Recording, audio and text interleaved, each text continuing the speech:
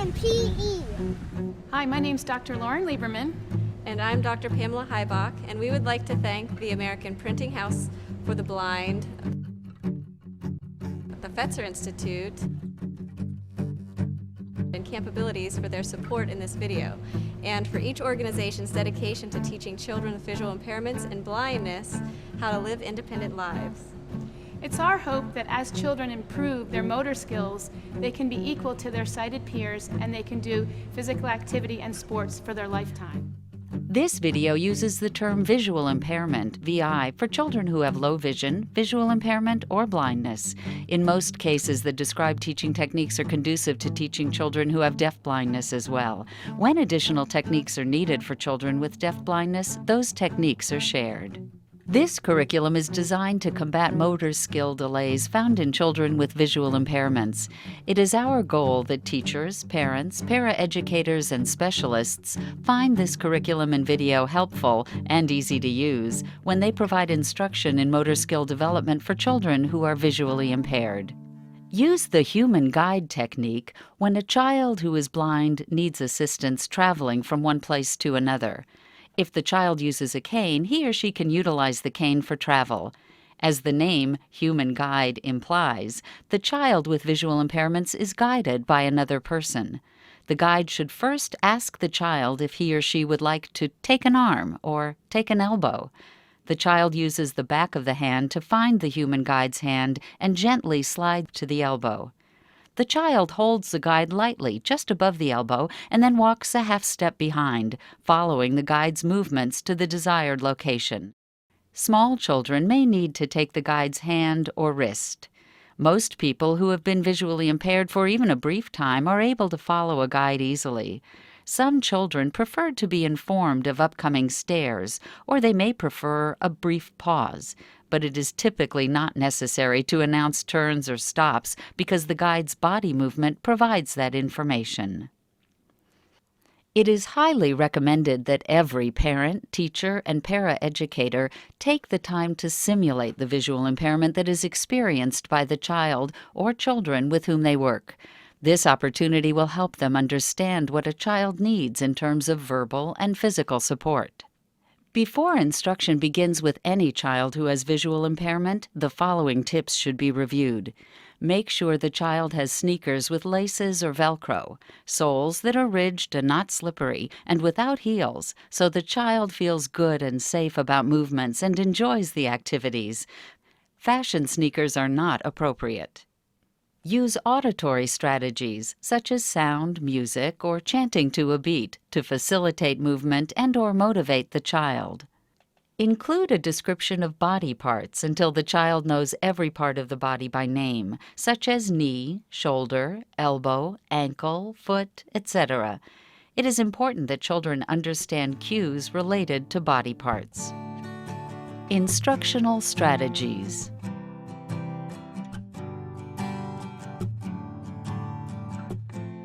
Children with significant visual impairments learn by description, observation, and prior experience, similar to children with sight. Therefore, the accommodations presented here pertain to working around the instructional barriers by using pre-teaching, whole-part-whole instruction, verbal instruction, task analysis, modeling, and demonstration. Demonstration includes physical guidance, tactile modeling, and coactive movement. In addition, children should be given choices of sizes, colors, and sounds when choosing equipment. Pre-teaching.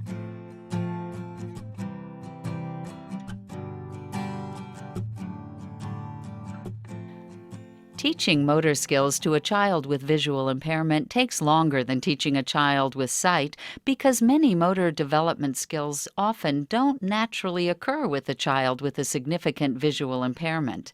These skills should be taught as a pre-teaching experience, or in other words, a week or two before it is introduced in the physical education class. It will benefit the child, his classmates, and teacher if he knows the skill before it is introduced or incorporated into a unit. Pre-teaching helps a child participate in class with more confidence, knowledge, and understanding. As a result, the child becomes a successful mover. Whole part whole.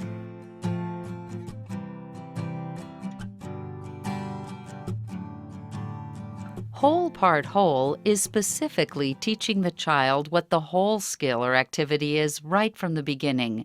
Examples are the three-step approach and then roll for bowling, the arm movements and then the leg movements for the front crawl, and what positions players might assume during a whole game of soccer before it is taught, so the child understands what the skill or activity is.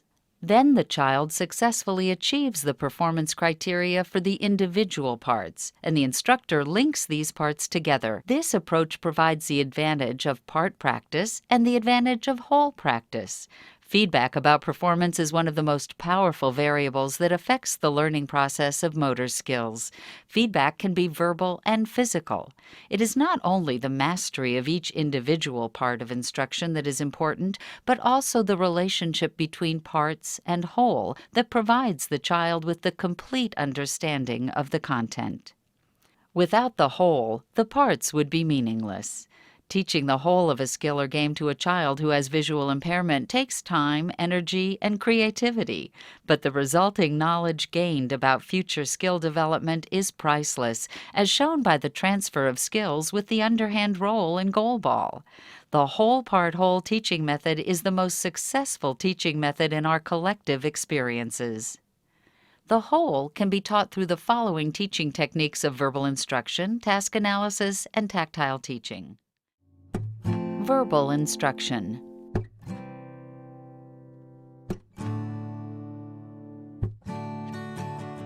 The key to using verbal instruction effectively is the use of precise language and common analogies, such as step right, left, together, or open and close the curtain for sculling. It is important to use specific teaching vocabulary when working with children who are visually impaired. There is no place for the general slang words commonly used in our everyday language, such as heads up and over there. Children who have severe visual impairments are dependent upon instructors to consistently use the same terminology in order to assimilate definitions of physical movements. Instructors should shorten verbal instructions to verbal cues to help guide the child as well as keep his or her movements consistent and on task. Keep verbal cues precise, clear, and free of additional words. For example, if you want a child to bring both arms back for the standing long jump, you would say, swing arms down and back with hands behind buttocks and arms straight. So the child knows you mean down and back, as opposed to over the head and back. If a child is deaf-blind, the use of sign or tactile explanation prior to using touch cues is appropriate. If the skill is more complicated or the child has had little previous experience, the skill may need to be broken down into smaller pieces in a process known as task analysis. Task analysis.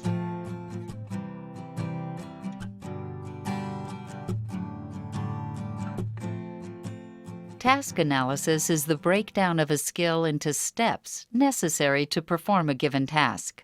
Task analysis is a powerful tool of instruction for those with visual impairments who need to learn basic physical skills.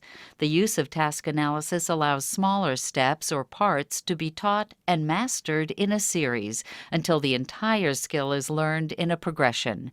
Use verbal cues coupled with teaching techniques of tactile modeling and physical guidance during task analysis. Teaching the underhand roll is a matter of using the appropriate cues.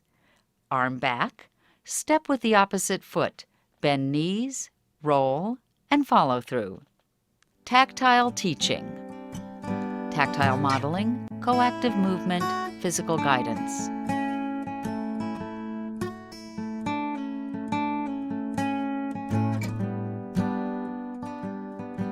Most children with visual impairments need verbal instruction accompanied with tactile teaching. Verbal instruction alone may take a long time and leave the instructor and child frustrated. It is also not as likely to produce the correct form of the skill being taught. Partner verbal instruction with tactile modeling, coactive movement, and/or physical guidance. These three instructional techniques help children who cannot see a demonstration to better understand the movement or action. The use of these techniques can make a demonstration of complex physical skills accessible to children who are visually impaired. Tactile modeling.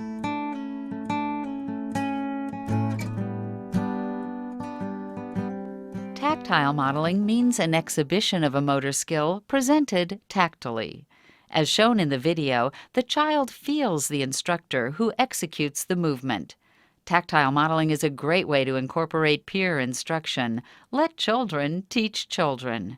Tactile modeling not only demonstrates actions to children who are blind, it also increases the visibility of an action for children who have low vision. Tactile modeling is a common tool used to teach the component parts in the task analysis and is effective for static and dynamic activities such as jumping rope, yoga, shot put, goal ball, swimming, and many others. While using task analysis, have the child touch the model during each part. Coactive movement.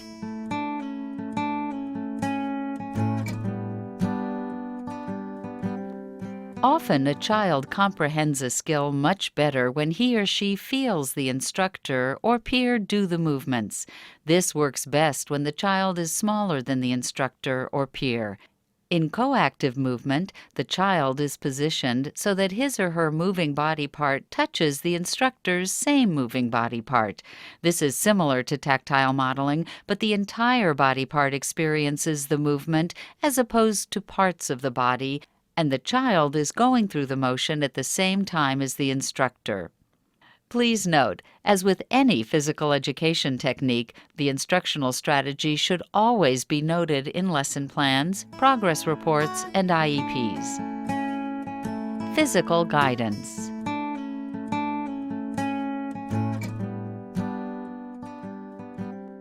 Physical guidance is an important component of the instructor's lesson because there are some physical activities for which tactile modeling and coactive movement will not work. Physical guidance is an ideal teaching technique, and its use can improve performance. Please remember that all methods of tactile teaching must be coupled with verbal explanation or appropriate sign communication for children who have a dual sensory impairment. When physical guidance is used, it is imperative to discuss its use with the child before doing so. Some individuals who are blind are sensitive to being touched or to being urged along by an arm or elbow by another person. Indeed, one of the first principles to guiding a person who is blind is to never push or grab. This sensitivity to being pushed is not unique to people with visual impairments, but is broadly human in nature and probably stems from a need for the locus of control to remain within each of us. Thus, physical guidance can be appropriate and effective, but the child must understand that he or she can ask the instructor to use tactile modeling if preferred. When teaching physical skills to individuals who have no significant intellectual or cognitive difficulties, the general rule is to consider tactile modeling first, and then move to physical guidance if that is a preferred method for the child. The child should have a choice, but the instructor can also assess what method is most appropriate for a particular skill or activity. Instructional modifications for children who are deaf-blind. Teachers, parents, paraeducators, and peers of children with dual sensory impairments must be aware of alternative communication methods and systems that their children or peers might use.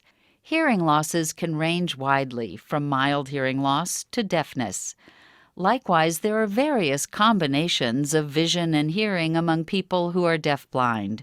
However, while some people who are deaf-blind are able to use augmented verbal communications, the instructional accommodations described here are aimed primarily at those whose hearing loss is severe enough to require manual communication systems. Some children who are deaf-blind are able to respond to instructors verbally with expressive language, so the barriers to communication may relate only to information from the instructor to the child. In that event, the child can explain what he or she already knows about the activity, but may need the aid of an interpreter or intervener to receive explanations to overcome a barrier to receptive language. When you communicate with children who are deaf-blind, you should teach in the communication method from which they learn best. Before you start to work with a child who is deaf-blind, it is important to discover the child's preferred method or methods of communication. Collaboration should occur between all members of the child's educational team, such as his or her teacher of children with visual impairments, a teacher of children who are deaf or hard of hearing, a sign language interpreter, or an intervener. Part 2.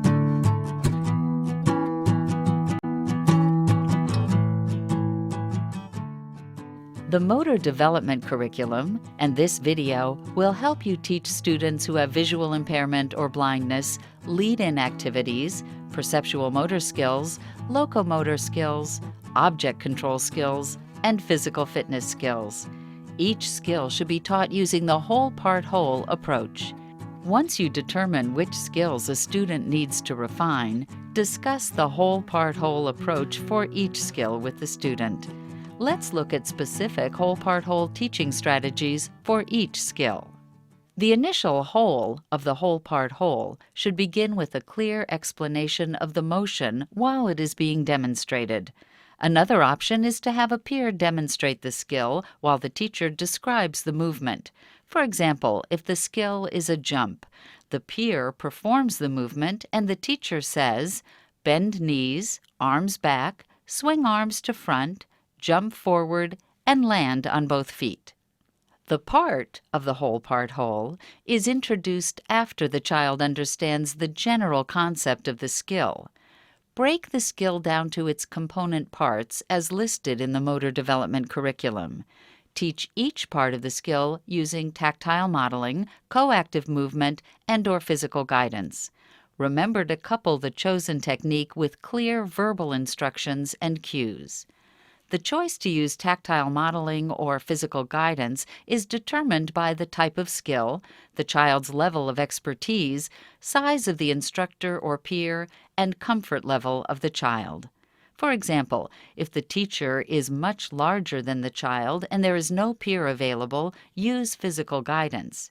If the child has performed the skill before and just needs a prompt to execute the skill, then minor physical guidance, such as a touch of the knee for a jump, is appropriate.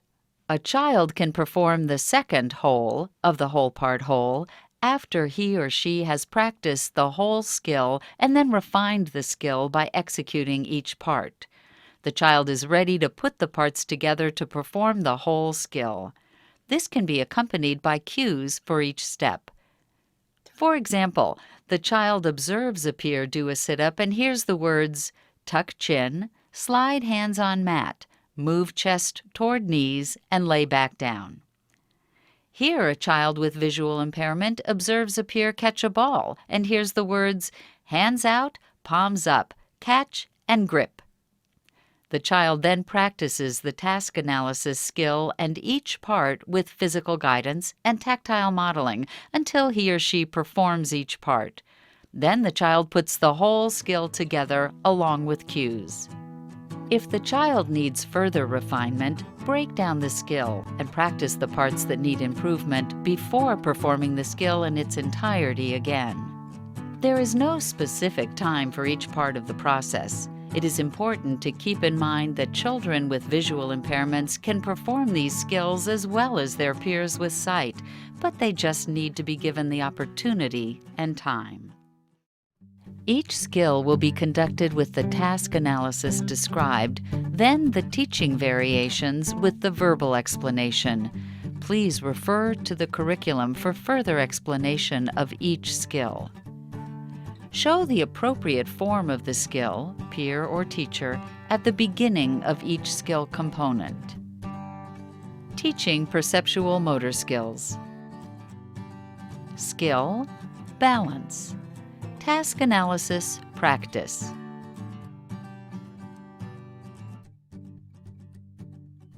1. Feet together. 2. Lift one foot. 3. Hold position. Teaching locomotor skills. Skill, running. Task analysis, practice.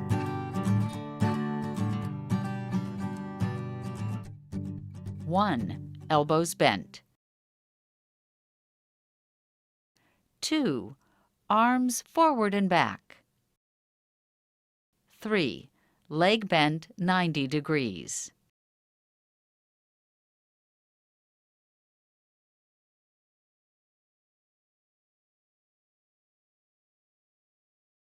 4.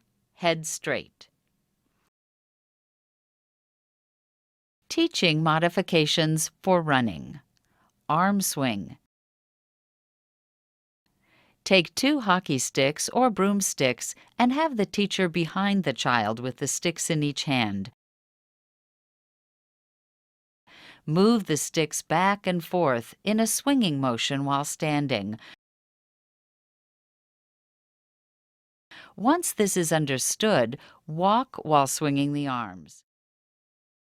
Once this is correct, run while swinging the sticks and therefore the arms. Treadmill.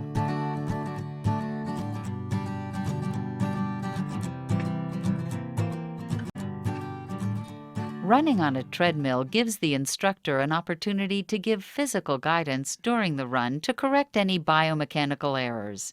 Treadmill running may also provide the student an opportunity to observe running form. Tactily feel arm position and swinging motion, knee lift, etc. Treadmills offer an opportunity for the child to hear the rhythm of running. Skill, hop. Task analysis, practice.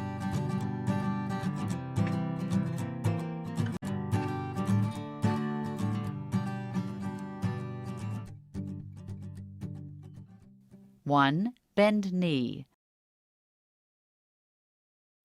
2, lift foot behind body. 3, bend arms. 4, hop.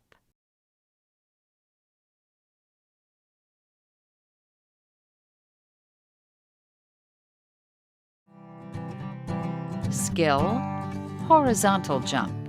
Task analysis, practice.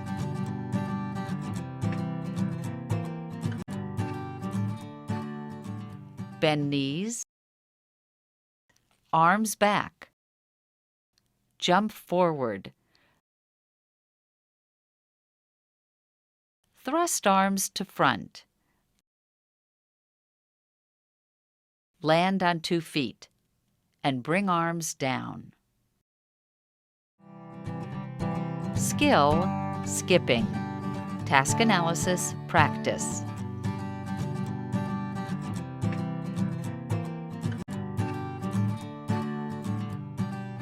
Arms bent, lifted to waist level. Step forward with the lead foot. Hop on opposite foot. Change lead foot each time. Both feet are off the ground. Maintain a rhythmic pattern. Shortened cue. Step hop. Step hop. Techniques. Have the student listen to the rhythm of the skip to understand the step sequence. Skill, gallop. Task analysis, practice. Cue. Step right foot forward. Step left foot together. Right foot forward, left together. Technique. Have the student listen to the rhythm of the gallop to understand the step sequence. Sighted guide provides physical rhythm or cadence.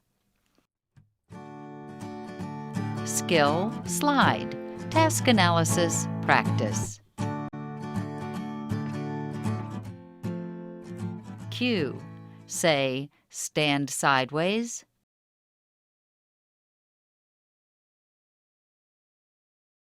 step, together, step, together.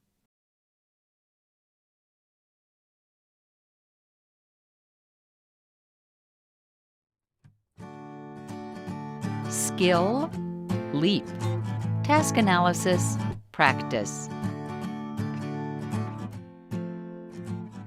Pushing off the back foot while landing on the opposite foot. Both feet off the ground. Forward reach with the opposite arm. Tap the cane to start and say, leap. Skill, striking, batting.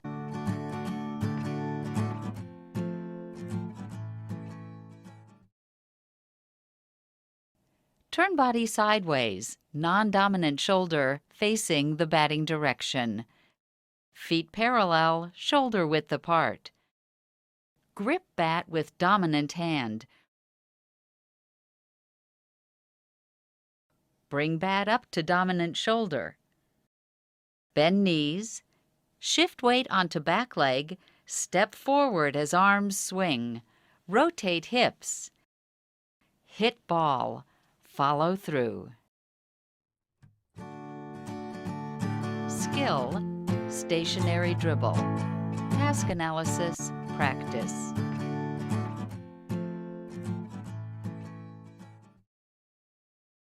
Bounce ball. Contact the ball with fingertips at belt level. Ball contacts floor in front of or to the side of foot on the preferred side. Continue for consecutive bounces.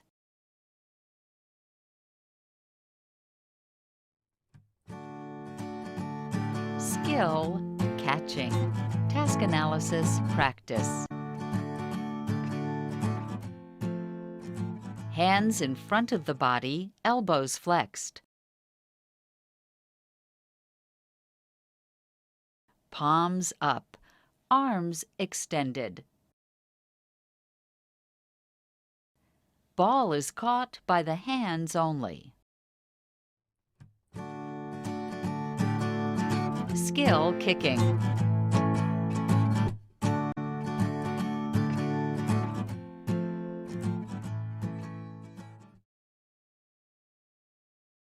Approach the ball rapidly. Elongated stride or leap just prior to ball contact. Kick the ball with preferred foot.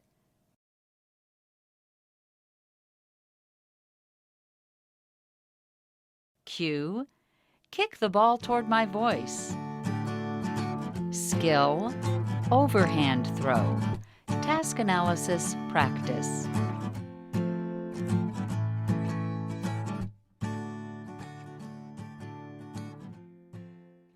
Move the hand and arm backward, behind head. Non-dominant side of body faces direction of throw. Shift weight onto the back leg. Step forward. Follow through. Cue. Throw the ball toward my voice or sound source. Skill. Underhand roll. Task analysis, practice. Extend the arm behind the trunk.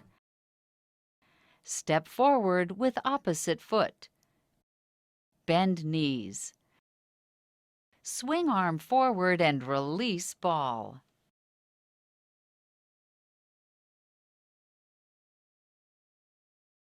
Cue, bend knees, step opposite foot from hand. Skill, curl-ups. Task analysis, practice. Lie on back with knees bent, palms resting on thighs. Shoulders up off floor. Hands slide up to touch knees. Lower torso to mat.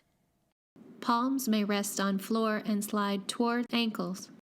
And repeat. Up 2, 3, down 2, 3.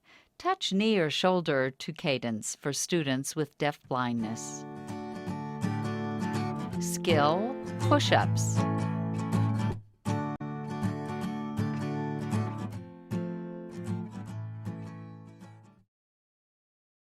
Lie prone. Palms on mat under or slightly wider than shoulders. Legs straight and slightly apart, toes tucked under. Push up off the floor until arms are straight. Body remains straight. Lower the body and repeat. Teacher modification. A square of cardboard with a 90-degree angle may assist students who are blind to judge 90 degrees. The knees may remain bent for a modified push-up if necessary. This skill may be done standing up against a wall, feet 1 to 2 feet from the wall, as a lead-in therapy. Use a small therapy ball under the chest. Authors: Lauren J. Lieberman, Pamela S. Hybeck. American Printing House for the Blind Project Leader, Tristan Pierce. Fetzer Institute, Michelle Scheidt. Consultants: Karen Blankenship, Kathy Houston Wilson, Monica Lepore, Marla Runyon, Carrie Smoker, Aaron Weaver. Graduate Assistant, Tiffany Metrakos. Videographers: Rob Ferries, Mark Lewandowski. Boom Operator, Joe Decker. Video narration by Davida Bloom. Video revisions by Ingrid Design. Music performed by Vinny Basanti. Special thanks, Jenny Orzel.